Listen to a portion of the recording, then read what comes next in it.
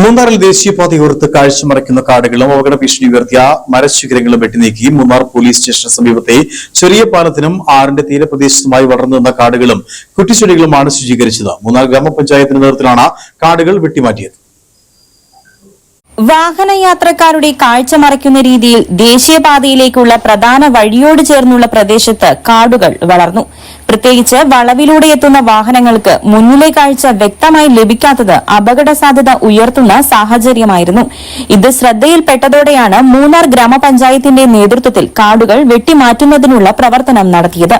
പഞ്ചായത്തിന്റെ emergency response team, police, fire force, വനം വകുപ്പ്, KDHP ജീവനക്കാർ, മനുഷ്യനയം ഉൾപ്പെടെയുള്ള വിവിധ സന്നദ്ധ സംഘടനകളിൽ നിന്നുള്ള പ്രവർത്തകർ പങ്കെടുത്തു.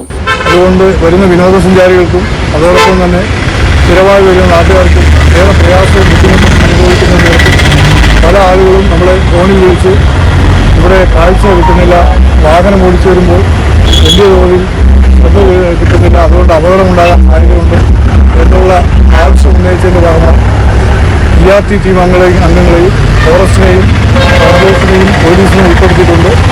നമ്മുടെ സേനാംഗങ്ങൾ ഇന്ന് ഒരു ദിവസം 2 മണിക്കൂർ അല്ലെങ്കിൽ 3 മണിക്കൂർ കൊണ്ട് ഈ പ്രദേശമാകെ ഒന്ന് സാമൂഹ്യ പ്രശ്നത്തിൽ ശ്രീ സെന്തിൽ പറഞ്ഞ പോലെ തന്നെ നമ്മളൊരു പ്രിക്കോഷനാണ് എടുക്കുന്നത്.